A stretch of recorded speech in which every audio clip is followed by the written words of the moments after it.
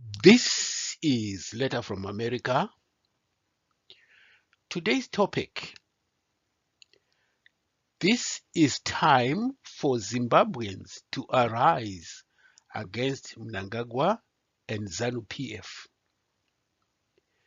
The revelations by Al Jazeera TV network about gold looting in Zimbabwe should make Zimbabweans not just furious or angry, but do something.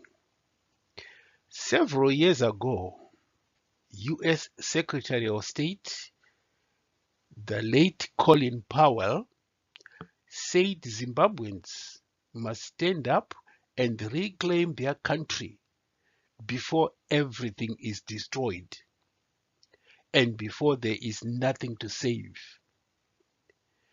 That message applies to Zimbabweans today. Reclaim your country before there is no more gold left. These gold looting revelations are making ZANU-PF very uncomfortable. ZANU-PF Secretary for Administration Obed Mbofu was heard to say people in rural areas do not know anything about the looting of gold. This shows how ZANU-PF is uneasy if the word goes around about this looting. But Zimbabweans now know about the extent of this massive looting. The masses by themselves are too timid to stage a massive demonstration. However, there are some rumblings within ZANU-PF because many ZANU-PF members did not benefit from this looting, are not benefiting at all from this looting.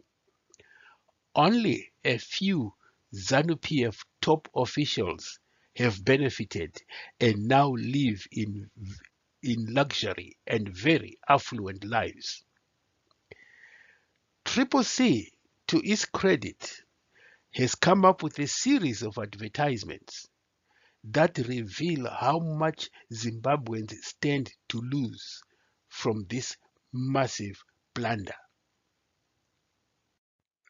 The first of the Arrest Gold Mafia placards talks about what United States $1 billion worth of gold that is lost annually through the gold mafia can do. $1 billion can pay for the war veterans, approximately 30,000 of them, a salary of $300 each per month for more than 9 years. The second Arrest Gold Mafia placard reads, if Zimbabwe's gold production lived to its expectations of 150 tons, that will be $10 billion in revenue annually. This translates to 1 million formal jobs, a tax revenue more than the current entire Zimra revenue, and the strongest currency in Africa. Another Arrest Gold Mafia placard reads, about 70 tons of gold is traded informally and 30 tons formally through official channels. A ton of gold traded internationally is worth about $70 million. That would put Zimbabwe's gold industry at a value of $7 billion a year if it was managed properly. Another Arrest Gold Mafia placard reads, in 1990, Zimbabwe's gold production was bigger than Ghana. Zimbabwe produced 18 tons while Ghana produced 16 tons. Today, Ghana produces a record high of 14.8 tons, while Zimbabwe high is 35 tons. Today Ghana produces a record high of 148 tons, while Zimbabwe's high is 35 tons. That's 4 times more. The gold mafia have destroyed Zimbabwe. Another arrest, gold mafia. The mining industry in Zimbabwe used to be bigger than Ghana in 1990, but was destroyed by the gold mafia. Yet another arrest, gold mafia. If Zimbabwe gets rid of the gold mafia, it will become the Switzerland of Africa. Did you know that Zimbabwe loses 100 million US dollars a month due to gold smuggling? Yet another arrest, gold mafia. What $1 billion worth of gold lost annually through the gold mafia can do? 1 billion US dollars can build more than 300 standard schools at a cost of 3,333,333 per school. Yet another arrest, gold mafia. What 1 billion US dollars worth of gold lost annually through gold mafia can do? $1 billion can construct more than 833 kilometers long road network at a cost of 1.2 million per kilometer. Another arrest, gold mafia. What 1 billion US dollars worth of gold lost annually through gold mafia can do? 1 billion US dollars can pay civil servants, soldiers, doctors, nurses, police, teachers, and other government workers approximately $483,450, a salary of $540 each per month for more than 3 months. Arrest gold mafia. What $1 billion US dollars worth of gold that is lost annually through gold mafia can do? 1 billion US dollars can pay pensioners approximately 520,000, a salary of 200 US dollars per month for more than 9 months. Next, arrest gold mafia. What 1 billion US dollars worth of gold that is lost annually through gold mafia can do? 1 billion US dollars can buy 500 radiotherapy machines at a cost of $2 million each.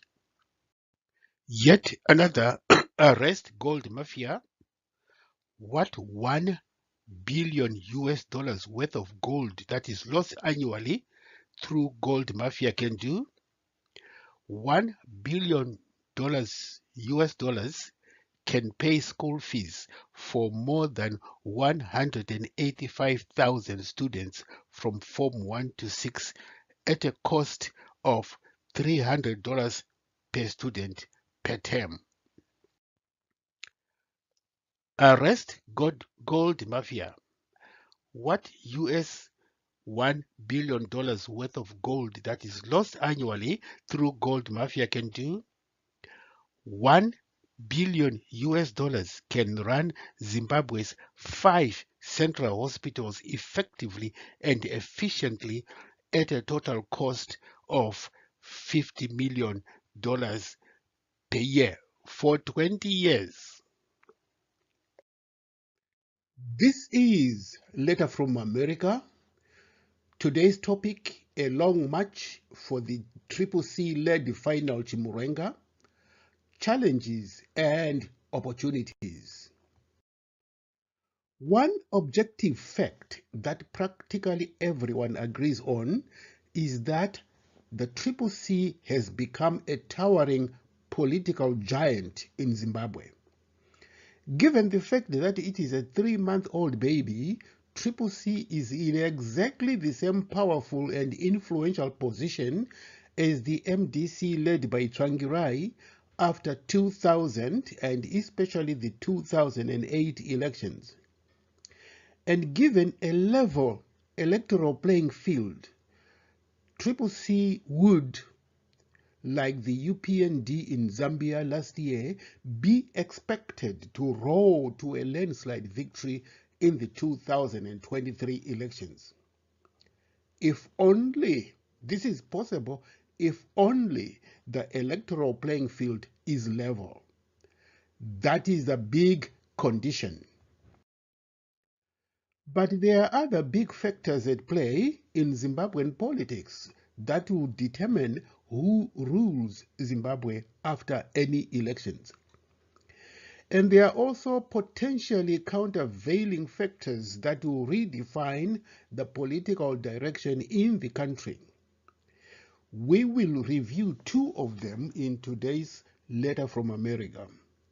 First, is the resilience of the opposition MDC and the Triple C in face of the ZANU-PF politically motivated violence as an instrument of implementing its stated democratic centrism policy to stay in power indefinitely.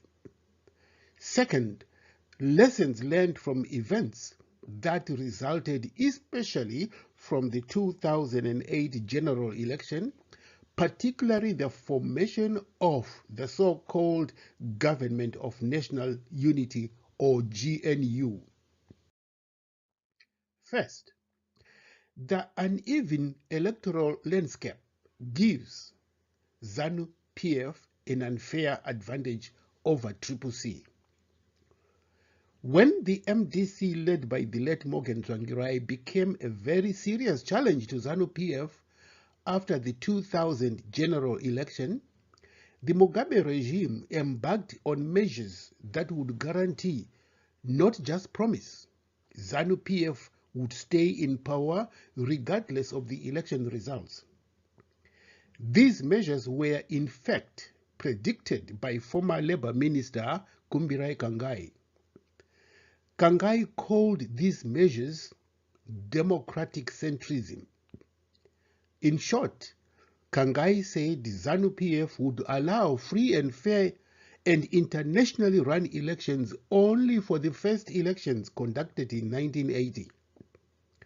Once ZANU won those elections, the party would implement the strategy of democratic centrism. That meant the door would be closed indefinitely to any free and fair elections in Zimbabwe in future. Between 1980 and 2000, ZANU-PF was practically the only viable party in Zimbabwe, and the ZANU-PF apparatchiki did not see the need to engage in any substantial vote rigging. Even when they lost all 15 seats in Matabeleland in the 1985 elections. At the time, Firebrand, ZANU official and Minister Innocent Kala, had predicted that as a result of the 5th Brigade operations which killed more than 20,000 innocent civilians, the people of Matabeleland would be too scared to vote against ZANU-PF. But the opposite was in fact true. The people of Matabeleland, notwithstanding the 5th Brigade atrocities, voted overwhelmingly against ZANU and gave all the 15 seats to ZAPU under Joshua Nkomo.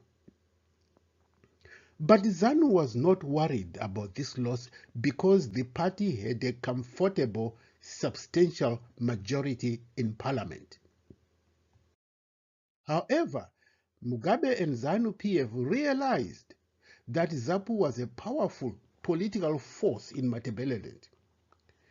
This was one of the factors that led to negotiations for unity between ZANU and ZAPU, leading to the Unity Accord of 1987, which merged ZANU and ZAPU into ZANU-PF. But the real fact was ZANU completely swallowed ZAPU hook, line, and sinker. In the 1990 general elections, ZANU-PF won by 83% against Edgar Tekere's fledgling Zimbabwe United Movement, or ZUM party, which got only 17%. This gave ZANU-PF 117 of the 120 seats in parliament, a very comfortable majority for ZANU-PF indeed. In the 1995 general elections, ZANU-PF increased its majority by 1 to give it 118 seats out of the 120 seats in parliament. These were glory days for Mugabe and ZANU-PF. But they were not guaranteed to last forever. In fact, the 1995 general election results marked the end of Mugabe and ZANU-PF honeymoon with the Zimbabweans. The year 2000 was a new millennium, or the 21st century. Ancient prophecies about the new millennium hit home on the fortunes of ZANU-PF. The 2000 general elections were markedly different, very different. The one-year-old movement for democratic change, led by Morgan Tsvangirai and formed in 1999, captured the national dissatisfaction by Zimbabweans over the disastrous economic policies of ZANU-PF. MDC under Tsvangirai came within a whisker of overthrowing ZANU-PF in the 2000 general election. MDC gained 57 seats to ZANU-PF's 62 seats. Tsvangirai won 46.84% of the popular vote to Mugabe's 48.47%. This was indeed comparable to Chamisa and Mnangagwa in the 2018 presidential election. It was also the year MDC gained control of all urban councils in Zimbabwe.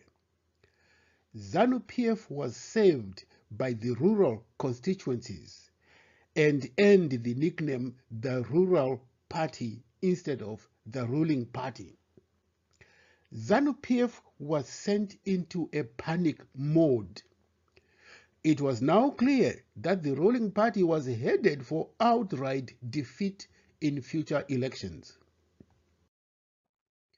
To ensure its survival, ZANU-PF launched the democratic centrism strategy. In an emotionally charged speech, Mugabe directed that ZANU-PF cannot and should not lose in any future elections. "Let this never happen again," he thunderously, thumping his desk, declared. He said thunderously, thumping his desk with his fist.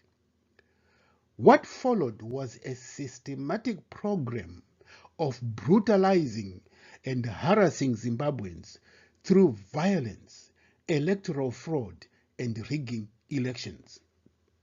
These were the essential ingredients of a successful democratic centrism strategy. ZANU-PF democratic centrism strategy yielded positive results for the party in the 2005 elections. ZANU-PF won 78 seats against MDC's 41 seats. In a tersely worded statement, MDC described the election as the sham elections which had been marked by massive electoral fraud. The elections cannot be judged to be free and fair, the statement added. The distorted nature of the pre-election playing field and the failure to address core democratic deficit precluded a free and fair election. The MDC claimed that if the electoral environment was free and fair, it would have won 90 seats. Again, only if the vote had been free and fair. Because of the dire economic situation, Mugabe was forced to hold early elections in 2008. Afraid of losing the elections, Mugabe and ZANU-PF launched a savage and barbaric assault on MDC officials, candidates, and supporters. The politically motivated violence saw marauding ZANU-PF thugs armed with knives, guns, axes, clubs on a well-organized hunt for MDC supporters. It is estimated that more than 10,000 MDC supporters were abducted, tortured, or killed. Former high-ranking MDC official Sekai Holland gave a grim narrative of how she and other MDC officials were dragged from a church service and hauled into a police custody where they were severely beaten. She suffered broken ribs and other wounds. In a bizarre drama that resembles Mary Chiwenga today, Sekai Holland was barred by the Mugabe regime from flying out of the country to seek medical assistance abroad. She was only saved through the intervention of the Australian ambassador to Zimbabwe because her husband was Australian. Sekai Holland suffered 84 very deep bruises, muscle injuries, 3 broken ribs, a broken arm, a ruptured knee, and a broken leg. She gave a heart-rending account of what happened when she and other MDC officials, including Tsvangirai, were being savagely beaten and tortured. As they were being tortured, the MDC group used the Mahatma Gandhi's method of managing and resisting pain. This Gandhian strategy is the combination of truth, sacrifice, non-violence, selfless service, and cooperation. According to Gandhi, one should be brave and not to be a coward. He should present his views, suggestions, and thoughts without being violent. One should fight a war with the weapons of truth and non-violence. Gandhi said there is no God higher than truth. According to Gandhi's thoughts, non-violence is the ultimate solution to every kind of a problem in the world. In an interview with an online radio station during her recovery, Sekai Holland said she and her colleagues were captured by police who were constantly harassing and threatening them with severe violence. This was a psychological method of mentally torturing them as a first step towards brutally beating them. She then recounted how they reacted as they were being savagely and severely beaten. Sekai Holland said, they expected us to confess to whatever they wanted us to confess to. We did not confess. They expected us to cry. We did not cry. They expected us to scream in agony. We did not scream even though we were in great agony. They expected us to plead for mercy. We did not plead for mercy. They expected us to have an emotional breakdown. We were not emotionally broken down by the beatings. We remained resolute, quiet, and relied on each other's company for resilience, spiritual comfort, and strength. In the end, the police and ZANU-PF thugs ended up being emotionally drained, traumatized, and frustrated because we did not behave in the way they expected or wanted us to behave. Still, Mugabe and ZANU-PF lost the elections, despite the savage brutality against the MDC. In the 2008 general election, Tsvangirai won 47.9% of the vote and Mugabe 43.2% of the vote, necessitating a runoff, which was to be held in June that same year. ZANU-PF intensified its politically motivated assault on MDC officials and supporters. More supporters were being assaulted or killed almost every day. Tsvangirai announced eventually that he was withdrawing from the runoff, describing it as a violent sham and saying that his supporters risked being killed if they voted for him. Mugabe, as the only candidate, won 90% of the vote. But in parliament, MDC gained 42.3% against Mugabe's 45.84%. MDC, which was split, now had 100 seats to ZANU-PF's 99 seats. In a report, Human Rights Watch alleged that ZANU-PF members were setting up torture camps to systematically target, beat, and torture people suspected of having voted for the MDC, both to punish them and to pressure them into voting for Mugabe in a potential second round. The group asserted that there must be a high-level complicity in this and criticized SADC and Beki for inaction.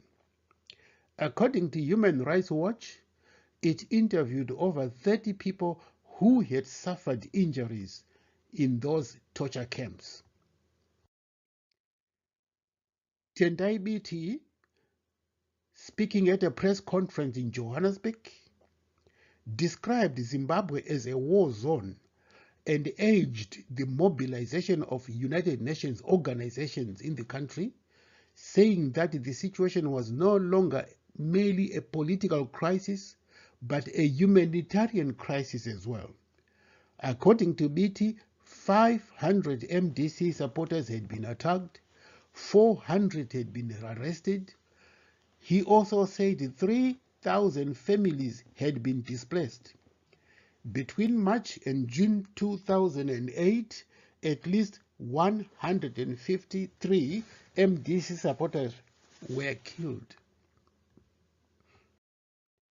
Even Firebrand Inoskala, one of the founders of the ZANU and a former defense minister, and who now had parted company with Mugabe, acknowledged ZANU-PF's politically motivated violence against MDC. In April 2008, Enos Nkala appealed to Mugabe to retire because he had been rejected by the Zimbabweans. Said Nkala, "I have information from reliable sources that on April 1, everyone heard the results, including those of the presidential elections. The president wanted to go, but there are people surrounding him who have committed heinous crimes against the people of Zimbabwe, and they are afraid of a change of guard," Nkala said in a statement. Nkala also said, "ZANU-PF was formed in my house in Harare, and what is happening now is not one of the reasons why ZANU-PF was formed. ZANU-PF has been hijacked by criminals and people who cannot be employed if they leave government. They are also holding Zimbabweans to ransom.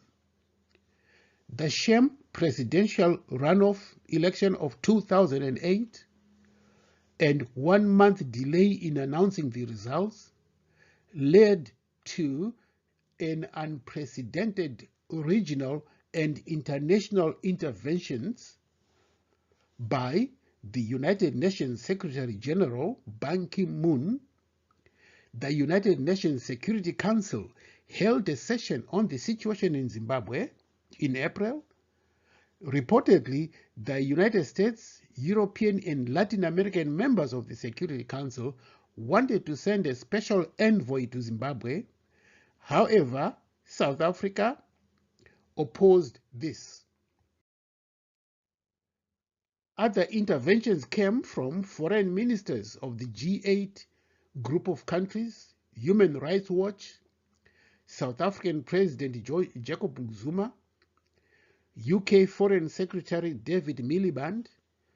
The East Africa Law Society called an emergency Pan-African Citizens Consultative meeting to be held in Dar es Salaam to discuss the Zimbabwean problem.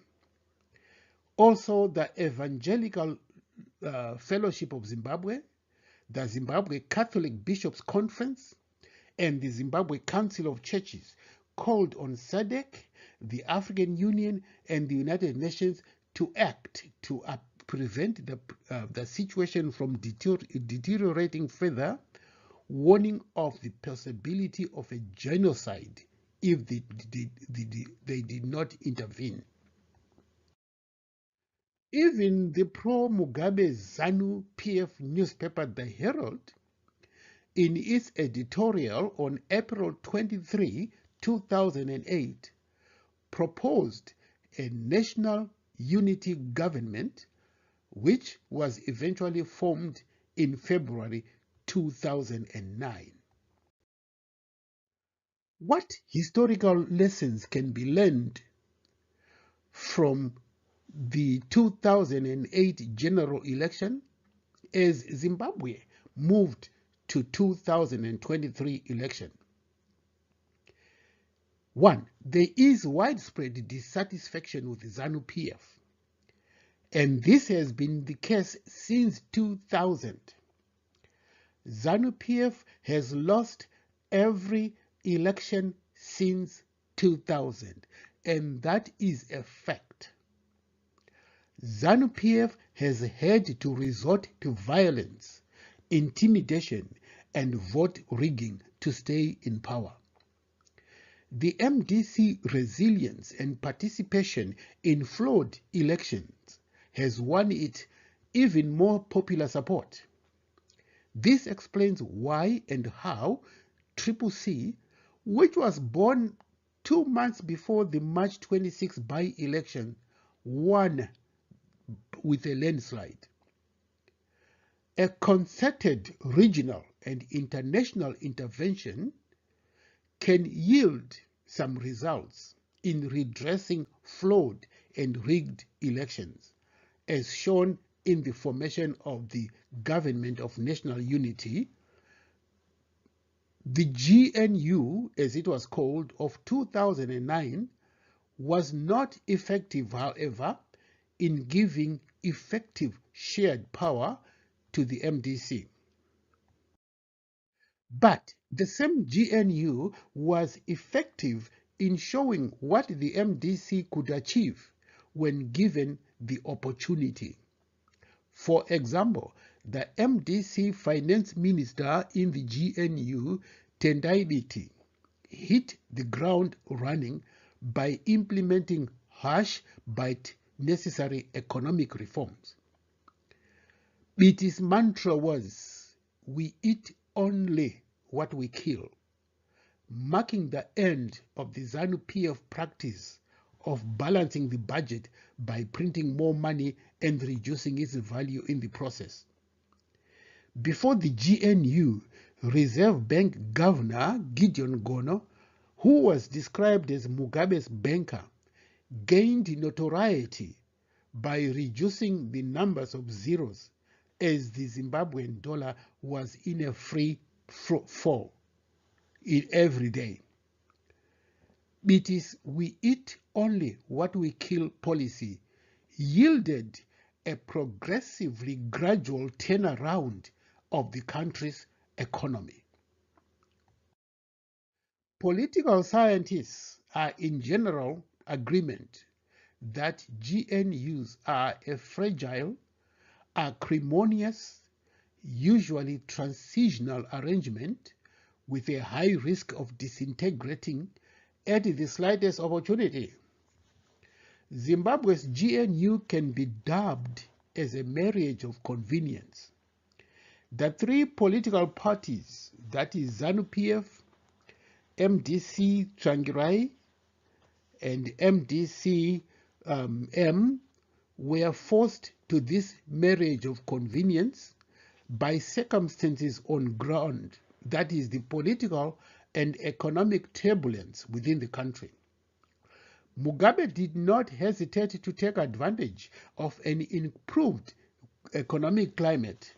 He called for general elections in 2013.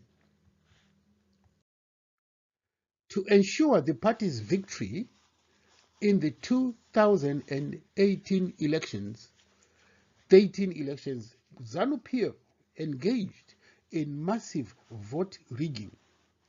The Zimbabwe Election Support Network, or ZESNI, with its 7,000 monitors, listed many offenses, especially the tampering of electoral rolls. It was estimated that 1/3 of registered voters were either dead or aged 120 years. ZESNI estimated that up to 1 million names were invalid and an additional 1 million voters in urban areas were excluded from voting in the 2013 elections.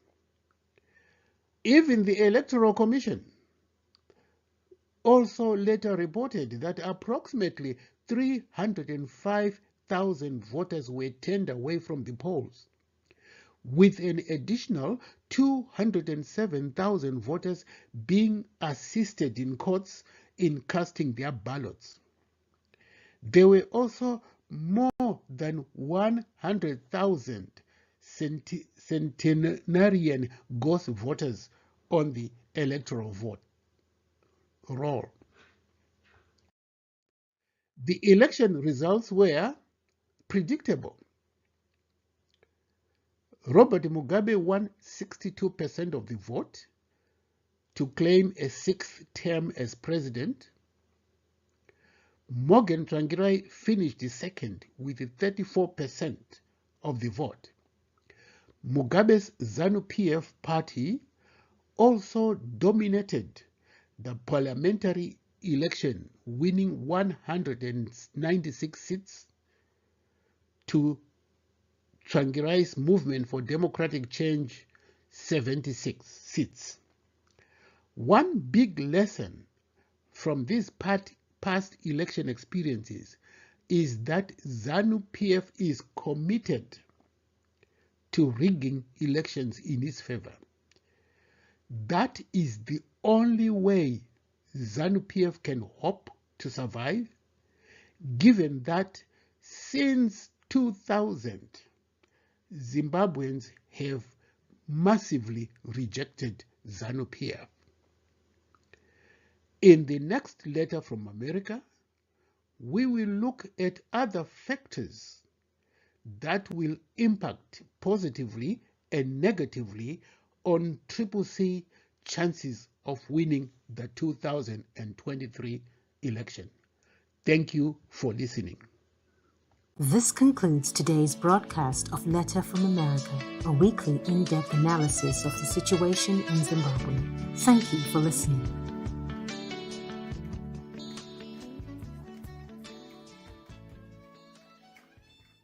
This concludes today's broadcast of Letter from America, a weekly in-depth analysis of the situation in Zimbabwe. Thank you for listening.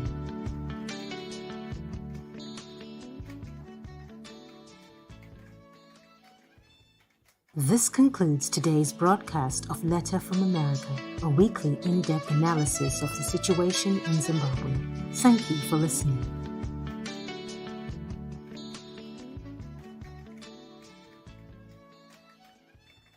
This concludes today's broadcast of Letter from America, a weekly in-depth analysis of the situation